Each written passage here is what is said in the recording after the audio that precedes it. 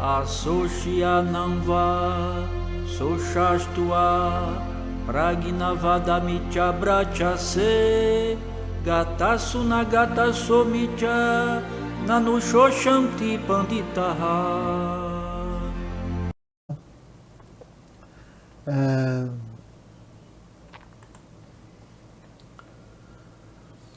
Essa matéria, ela é muito polêmica e é aos poucos que ela vai se manifestando e a gente vai montando o quebra-cabeça dessa grande equação que faz, né, com esse movimento, né, de compreensão do Mahabharata Gita avance de uma visão basicamente vedantina para uma visão que se aproxima disso que em Vivekananda a gente já percebe como Neo-Vedanta e que depois vai ser vivido, por exemplo, com Gandhi.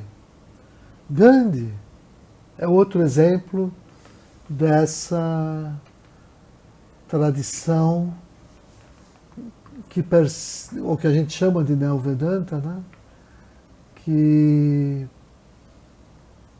ele olha para esse texto, que é o seu livro de cabeceira, basicamente como eu não sei como dizer melhor, mas como um manual de ecoespiritualidade política, né? Para Gandhi, se você conhece a Gita, se você estuda a Gita, né? Isso te leva necessariamente a um certo engajamento com a esfera política e com os seus respectivos interesses coletivos e planetários. Ou seja, o sentido de renúncia em Gandhi é redefinido, e segundo me parece, por inspiração da própria Gita, né? Daí que ele atue no mundo de uma maneira espiritualizada. Daí também o seu pragmatismo, né? Que basicamente unifica essas vias de realização interior e realização exterior. E ele faz isso materializando no mundo os valores do espírito, que ele chama de ahimsa, não violência, swaraj, a disciplinada autonomia do sujeito, né? Satyagraha e alguns outros termos que eu não me lembro agora, né? Então, um exemplo dessa forma de estar no mundo, ele dá na sua famosa Marcha do Sal de 1930, né? Que é, para ele, por se agarrar ao direito da Índia de produzir o seu sal, né? Que ele prega a não cooperação fundada numa espécie de desobediência civil, né? Com os ingleses. E voltando agora ao tema da universalidade dessa temática, né? A gente percebe que no Ocidente, por exemplo, nos anos 60, nos Estados Unidos, naquele ambiente segregacionista, o Martin Luther King, né, vai se referir ao Gandhi, ou a Satyagraha de Gandhi, né, como Satyagraha para Martin Luther King era o amor em ação, né? Então, ele usa Gandhi como modelo para a sua própria luta, né? Já que não se trata de uma resistência passiva, uma coisa, mas pelo contrário, né? O termo Satyagraha, ele implica numa força do espírito e sugere um entusiasmado engajamento com a verdade. Doa quem doer, você não sai do seu centro e do seu eixo, né? Então,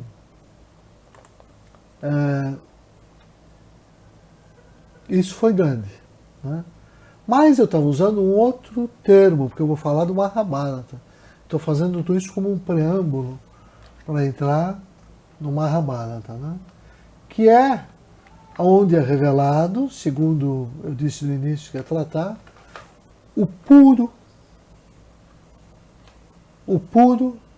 Krishna Dharma, né? Ou seja, o puro Shuddha Dharma. O puro significa Shuddha, né? Dharma. Ou seja,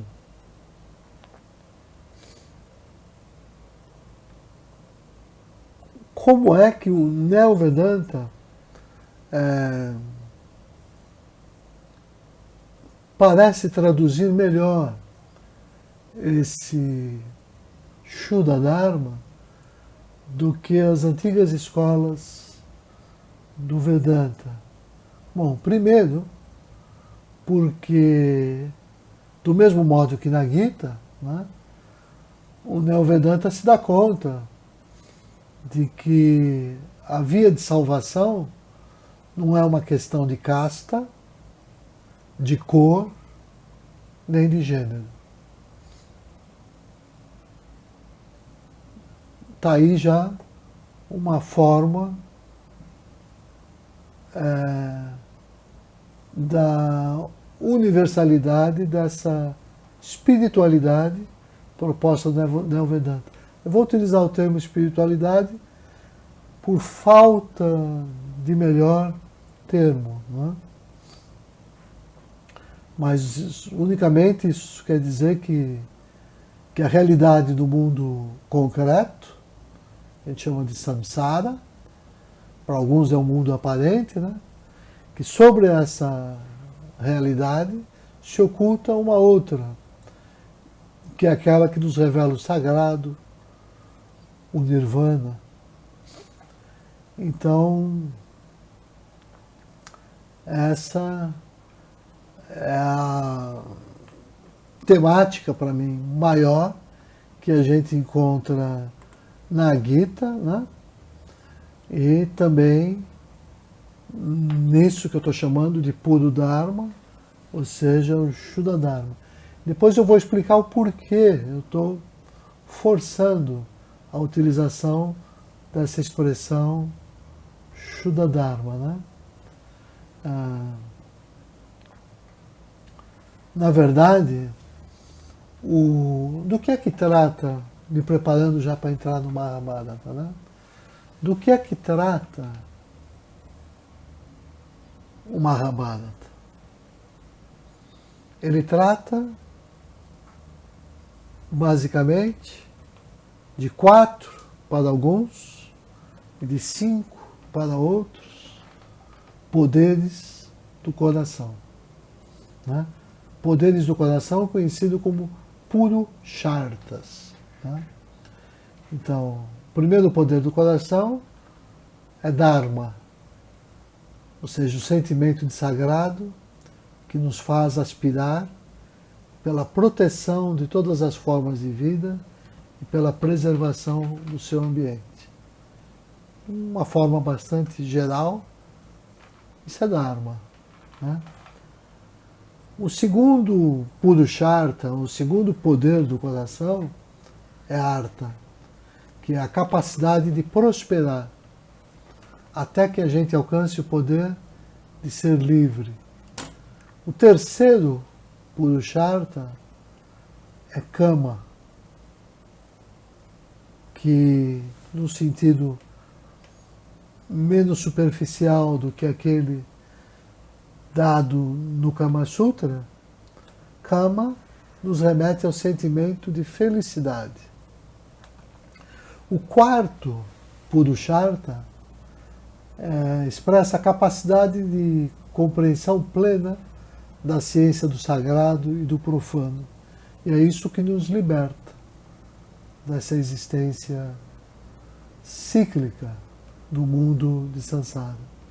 Para alguns, dentre os quais eu me incluo, existiria ou existe um quinto Purushartha, conhecido como Brahma Prapti, e que expressa a convergência assintótica para Brahman, né?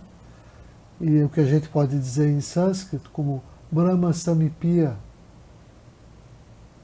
né? Ou seja, é como se infinitamente nós estivéssemos mundo após mundo, né? Convergindo para essa essência mais pura, né?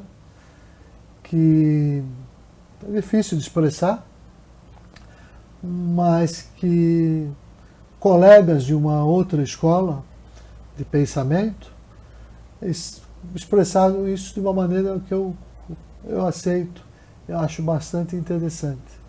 Por exemplo, o textozinho da teosofista chamada Mabel Collins, num livrinho dela chamado Luz do Caminho, ela diz: entrarás no seio da luz, mas jamais tocarás a chama, alcançarás a chama. É como se sempre que eu avançasse em direção à chama, mais ela se recolhesse, né? Porque sempre existisse mais e mais e mais, né? Porque o infinito parece uma tautologia, mas é isso, o infinito é infinito, né? Então, bom, é isso. Esses são os Purusharthas. Agora, por que eu estou mencionando os Purusharthas antes de entrar no Mahabharata? Porque, em geral, nas escolas do Vedanta, anteriores, portanto, ao Neo-Vedanta e à revelação do Shuddha-dharma, né, eles viam esses quatro Purusharthas do seguinte modo. Os três primeiros, Dharma, Artha e Kama, é aquilo que eu vivo em família. E Moksha, a liberação, é aquilo que eu só posso viver quando eu abandono a vida no mundo e a vida em família. Era assim no período védico. E como eu disse, o período épico, no texto do Mahabharata, você faz uma reflexão crítica sobre isso. E mais especificamente, na Gita, segundo eu entendo, Krishna diz para Arjuna que existe um modo dele viver esses 4 ou 5 Purusharthas, né, de uma tacada só.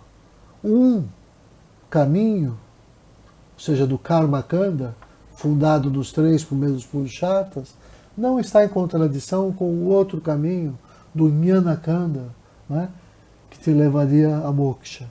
Na verdade, é da síntese dialética desses 2 caminhos, né, que os estudiosos da Gita, né, chamam esse caminho de Jnana Karma Samuchaya Vada, né, ou seja, aquele caminho que mostra que é exatamente na via de síntese entre a ação no mundo e a não ação ou a renúncia do mundo é que se encontra o grande segredo do ensinamento transmitido por Krishna a Arjuna.